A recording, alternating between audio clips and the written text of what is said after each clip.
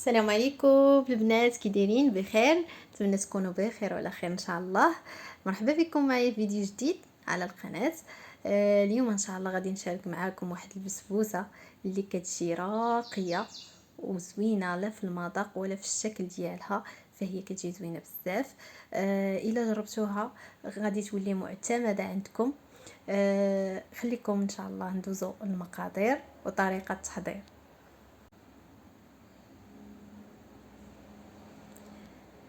هادو هما المقادير البنات كما كتشوفوا معايا. فانا عندي هنايا واحد كاس لاروب ديال سكر سنيده، وكاس لاروب ديال الزيت، كاس لاروب ديال الحليب. عندي هنايا شويه ديال اللوز مقطع وشويه ديال الكركاع، وعندي الزبيب حتى هو قطعته. عندي جوج خمارات، جوج بيضات، وغادي ناخذ واحد القبيصه ديال الملحه.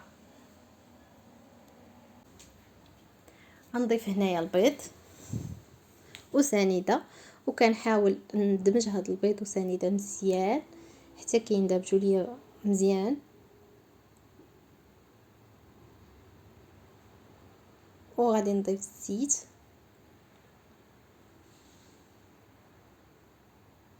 حتى هو كندمجو هكايا مع المقادير. ومن بعد كنضيف هنايا الحليب. بالنسبه للحليب البنات ممكن تستعملوا الحليب، وممكن تستعملوا عصير البرتقال اللي كنتوفر.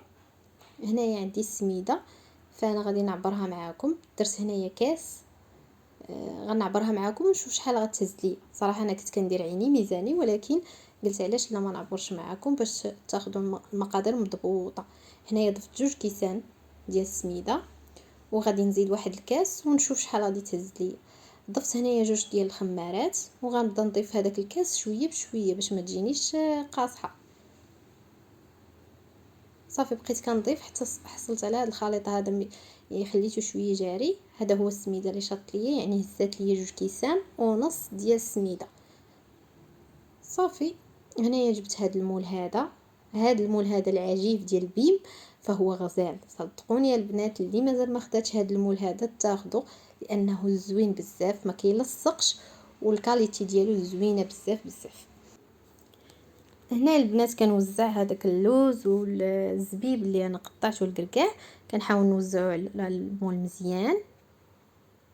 وكنجيب الخليط ديالي، كنبدا نخوي فيه في المول. راه شربات البنات شويه، الخليط شرب شويه.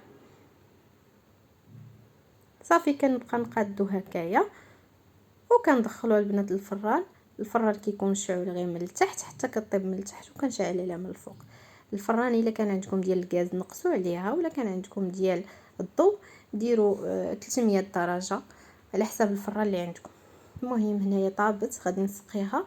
السقوه اللي عندي كاس ديال الماء، وخديت نص كاس ديال سنيده، سكر سنيده، وخديت شويه ديال القرفه، وخلاص حتى حصلت على السيرو وسقيتها به. نتوما الا كان عندكم الحامض من الاحسن نسموا السقوه ديالكم بالحامض او البرتقال. انا ما كانش متوفر. هنا حطيتها على جانب، وخديت هنا واحد الكاسرون اللي غادي نصايب الكريمه. غادي نصايب هنايا واحد الكريمه اللي غادي نزين بها. عندي 2 كيسان ديال الحليب، وغادي نضيف ليهم سكر سنيده. عندي هنايا كما شفتوا معايا 2 معالق ونص ديال سنيده.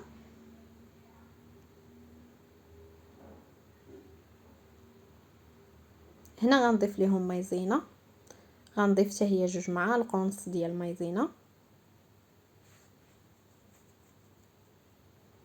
غنحاول نخلط هذا الخليط مزيان وهو بارد قبل ما يسخن. نخلطو مزيان باش ما يبقاوش ليا دوك الحبيبات ودوك صافي من بعد ما خلطته حطيته على البوطه، ونقصت البوطه مزيان، وكنبقى نحرك حتى كتعقد ليا هذا الخليط هذا الكريمه ديالي. وهنا البنات غنجيب البسبوسه باش نديرها في صحن التقديم.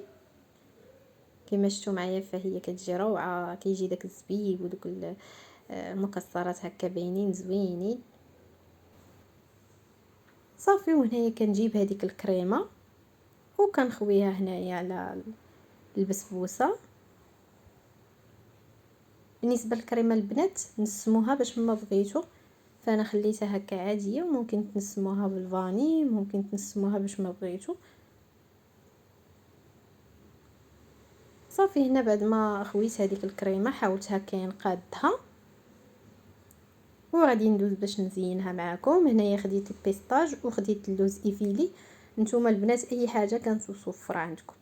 بالنسبه للتزيين فهو كيبقى اختياري، وكل واحد على حسب الاستطاعه ديالو، على داكشي اللي متوفر عنده في البيت يستعمله.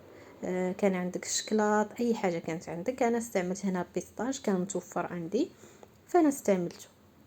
انتيا اي حاجه كانت عندك في الدار زيني بها، ما تبقيش زعما تقولي ما عنديش هذه ما عنديش هذه، ما غاديش ندير ديك الحاجه على وديتها هذه ما عنديش. لا، اي حاجه كانت عندنا في الدار نستعملوها ونصايبوا ونزوقوا هكايا لوليداتنا. راه نحيدو شويه د العجز العجز نحيدوه ونصايبو. صافي هنايا بعد ما زينتها في الجوانب بالبيستاج، هنايا كنزين بداك اللوز ايفيلي هنايا بحال شي وريده هكايا الوسط. وغادي نضيف هنايا شويه ديال البيستاج باش ما يبقاش ليا داك اللوز هكايا بيض هكا سامبل، فانا ضفت ليه هكايا شويه ديال البيستاج. كنضيف غير دوك الحبيبات الكبارين. وهذا هو التزيين، وهذا هو الشكل ديالها النهائي. صراحه كتجي يا سلام كتجي روعه.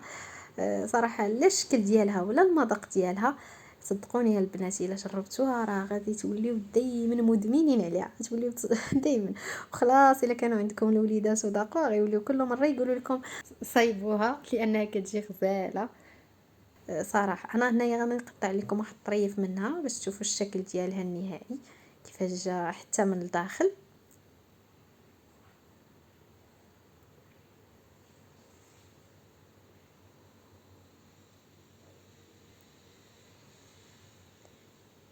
ها هي البنات كما كتشوفوا معايا كيفاش كتجي. البنات الا عجبكم الفيديو ما تنساونيش بالبارطاج مع الاحباب والاصدقاء، ما تنساونيش باللايك، ما تنساونيش بالتعليقات ديالكم الزوينه. نتمنى الا عجبتكم قناتي تشتركوا عندي باش يوصلكم كل جديد. بسلام عليكم البنات، خليت لكم الراحه، ونتمنى اليوم الوصفه ديال اليوم تعجبكم، تنال الاعجاب ديالكم وتجربوها بهالطريقه ديالي. خليت لكم الراحه البنات، مع السلامه.